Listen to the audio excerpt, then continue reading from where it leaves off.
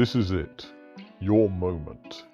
It has taken some convincing, but around your gaming table you finally have the requisite number of players to be able to get your game, the one you've been dying to play for weeks, off the shelf. Maybe you're at a board game club and the players before you are strangers, maybe they are friends who rarely play tabletop games, or maybe like you, they're absolute board game nutters. Whatever the case, you've persuaded them to give this game a go, and now only one task stands between you and gaming bliss. You have to teach them how to play.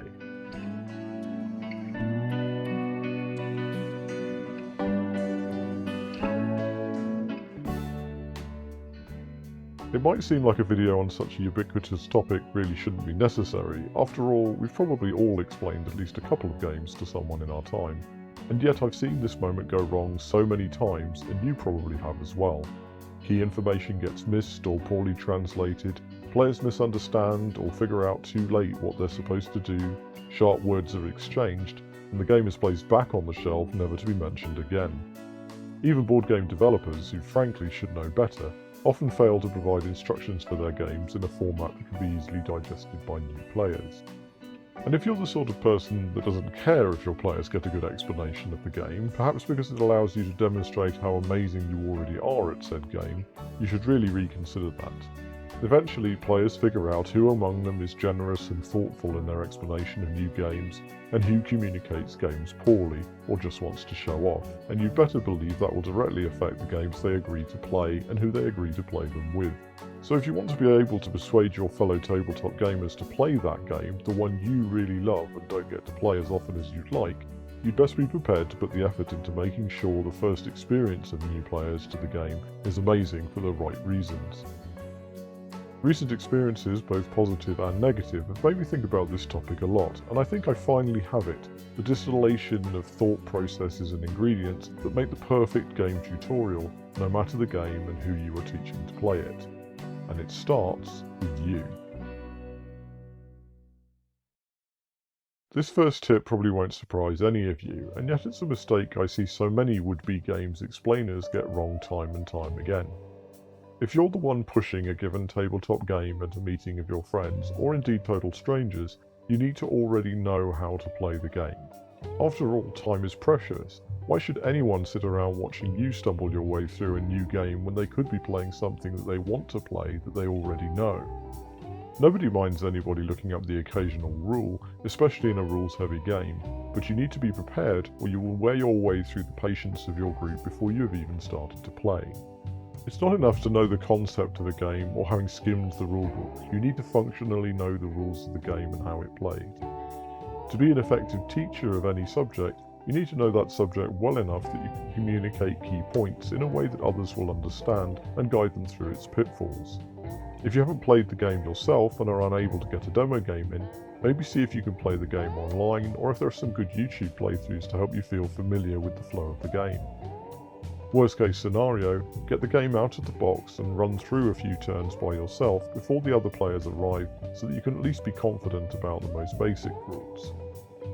The stage is yours and you must command it. If you don't have time to put in the necessary preparation, be courteous to your fellow players and push for a different game to be played or let someone else take the floor. Once your own mastery of the rules has been accomplished, your next challenge is to figure out the optimum way to convey the game, and a key consideration is how to spend the least amount of time doing so.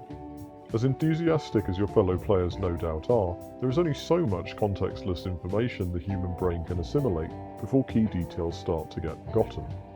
I really wanted to include some scientific measure of attention spans and how long people can concentrate in this video, but the reality is that board games exist in a unique space. Your attention span for a college class isn't very relevant when it comes to doing something that you presumably enjoy, or at least have an interest in, but for which failure ultimately has little consequence. Providing instructions for a board game is also not at all the same as selling something to somebody, unless, you're a board game developer actually selling the game to somebody. Instead, just take my word for it that you have a limited time frame in which to convey key aspects of the rules before the collective mind of your audience starts to wander. Explaining a game is never as fun as playing a game, and I reckon you have about 10 minutes tops before your every word starts to sound like the teacher from a Charlie Brown cartoon. If you're trying to explain the game to children, I have great news. You have even less time, with the added bonus that your audience can and will start doing something else, looking at the ceiling, or physically wandering off if the explanation isn't interesting enough. No pressure, parents. I really hope someone is still listening to the video at this point. Can you imagine how embarrassing it would be to make a video talking about holding people's attention spans, only to find everyone has already clicked away? Is anybody there? Assuming you are still here, my advice is to try and get your explanations of the game down to a maximum of 5 minutes, ideally less. That probably sounds like a challenging timescale for more complicated games, and it is intended to be. Go longer than this, and it is highly likely that your explanation of the game is either vague, poorly structured, or includes a lot of unnecessary detail. Avoiding these pitfalls is the focus of the remainder of this video, but if I persuade you of nothing else, I want you to understand this. A good explanation of a tabletop game is not about how comprehensively you outline every rule. Some of the best tutorials of games I have ever been given took less than a minute, and every minute spent going through the rules is a minute you are keeping your enthusiastic friends from playing the game. You know, the fun bit. I've made no secret in my previous videos that I love the narrative behind games, and this channel is pretty much a celebration of those stories. So understand when I say it causes me physical pain to give this advice, but like it or not, the lore behind your game should not feature when you explain the game to someone. This may seem counterintuitive. After all, if someone has agreed to play the game with you, they are probably at least a little intrigued by its premise. However, on a first playthrough, that's all you need them to be. An understanding of all the characters or the story behind the game won't help them understand how to play, and you're clogging up valuable explanation time by trying to shoehorn this in. There are caveats to this. A brief overview of the lore as it applies to the starting setup and the objectives of the game can be helpful. You are on a ship with no memory of where everything is and must make sure the engines are working before it enters hyperspace at the end of turn 15. You can see how this gives a sense of the objectives in a game like Nemesis that is probably more streamlined than explaining the full mechanics of checking the engines way before they are needed.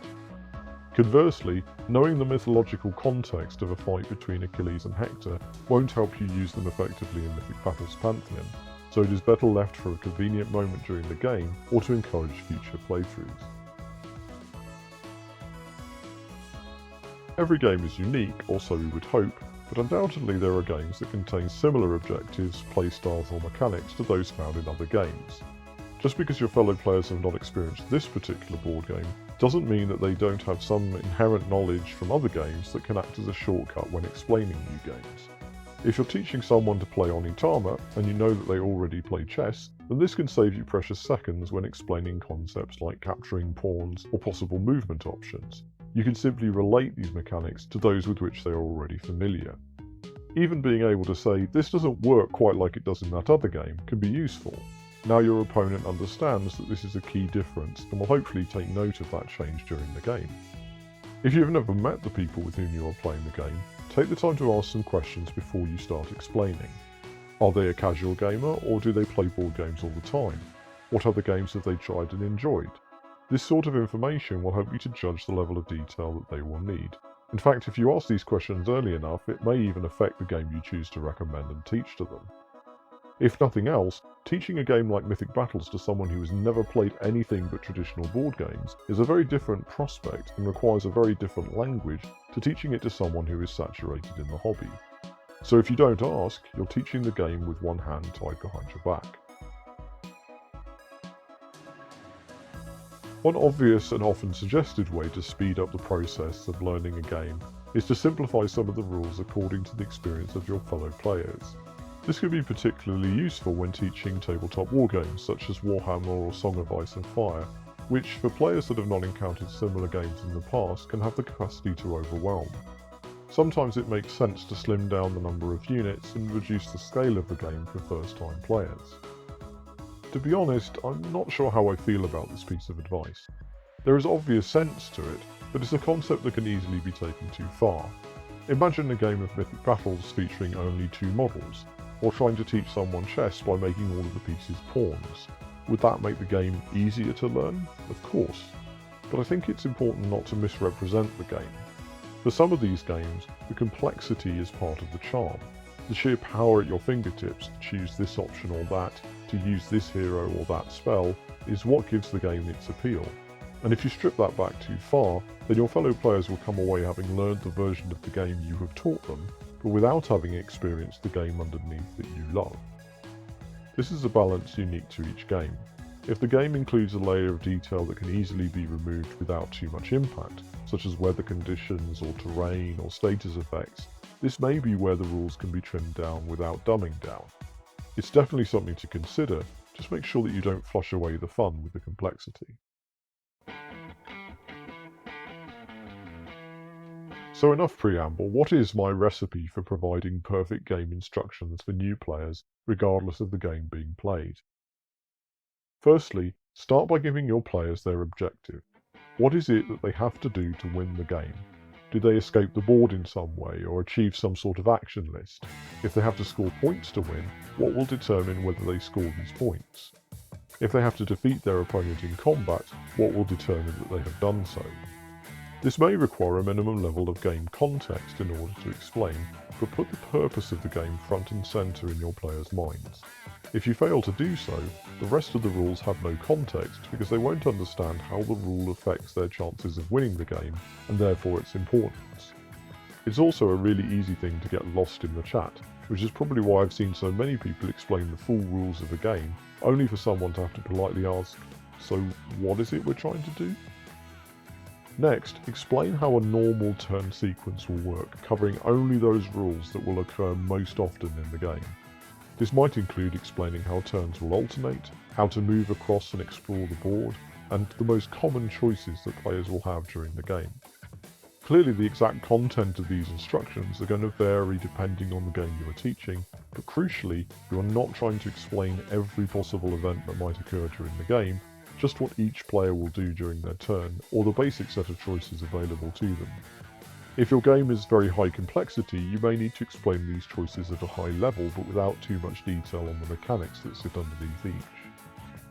Once this is done, keeping in mind that you want your explanation to be as succinct as possible, explain any other frequently occurring rules or mechanics, things that players won't see every turn, but will encounter every few turns. Lastly, you should mention to the players any major gotchas or freak events that they may need to consider as part of their decision making during the game. You won't go into minute detail on these points as they may never crop up. You'll just say enough to make the players aware of the things that may spoil their experience if they don't anticipate them. Imagine how angry you would be if you'd got halfway through your first game of chess before you'd realised that harmless pawn your opponent had been quietly moving up the board was capable of turning into a queen. This won't necessarily be the last time you warn the players of such possibilities. Indeed, you should provide such information freely while playing the game. But this is your opportunity to ensure they are covered early and prevent players feeling like the floor has fallen out from beneath them should such events occur during the game. That's it. So what have we left out? Basically, anything that doesn't happen very often or may never happen. These things can be explained when they arise without consequence. How much or little of the game this ends up being is situational.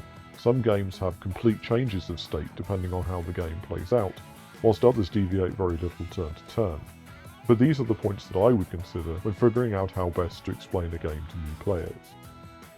One last thought about the content of your demonstration. In many games, the list of rules that may or may not come up, or that occur less frequently, includes combat, by which I mean, for the purpose of this video, a moment where one player takes on another in some way, or must overcome some sort of obstacle in the game, perhaps by deploying a resource of some kind or by using a stat. These rules are often more complicated than a standard game turn, and are rightly left out of the initial instructions with the intent that they will be explained the first time such a situation arises. Have a care here, however. Remember that in order to play the game effectively, your players need to know how to assess the threat of such situations. You don't necessarily need to explain every aspect of engaging in combat in order for your players to start enjoying the game. But if you don't at least explain what to consider before entering into combat, then new players will either blunder their way into situations for which they are unprepared, or, more likely in my experience, will try to avoid the combat situation entirely. And that's a problem because in many games it is these interactions that provide the most points, opportunities, or enable victory. This, when it comes down to it, is the balance you have to find. Tell your players the things that will affect their decisions while playing the game, but don't worry about providing a detailed explanation of every possible event before the first die is cast. I don't really believe in rules without exceptions, and no doubt there are many situations in which the advice in this video doesn't apply or requires modification. Careful observers will note that our reviews on the channel don't always follow the format suggested in this video, and I can point out that these are not intended to be instructional videos, or admit that this video is the first time I have seriously attempted to boil my thoughts on the matter down to a simple formula. Honestly, the truth is that every unique board game also requires some unique consideration when conveying its rules, and I've already mentioned how your audience will affect your approach. When it comes down to it, the essence of all of my advice is this: give thought and preparation to how you teach someone to play something new. If you treat people with consideration, think about how you would wish someone would convey a game to you, you won't go far wrong. We can't all be a strategic genius, but we can practice and get better at conveying games to others. Being a good advocate of the hobby and being able to explain games well is every bit as much a skill as being good at tabletop games themselves, and whilst it may be underrated, it is widely appreciated. Think back and you will realise that the first experiences of your favourite games stand out in your memory. You may not remember the kind soul who did a great job of getting you hooked on those games, but they were almost certainly there, writing the instructions or narrating a video even if they weren't with you in the room itself. Pay that consideration forward, and make sure that the next time you teach someone a board game, you give them the best possible first taste. Do you have tips for teaching games that I didn't cover in this video? Have you had a particularly positive or negative experience being taught a tabletop game in the past? Please do share them in the comments. I'd really like to hear about your experiences. As always, if you've enjoyed this video, we'd appreciate you sharing it with others, and you'd be very welcome to stick around for a few more. Maybe consider subscribing to the channel so that you don't miss our future content. Until class resumes on Nameless Seraphim Gaming, remember to work hard, play better, and take care out there.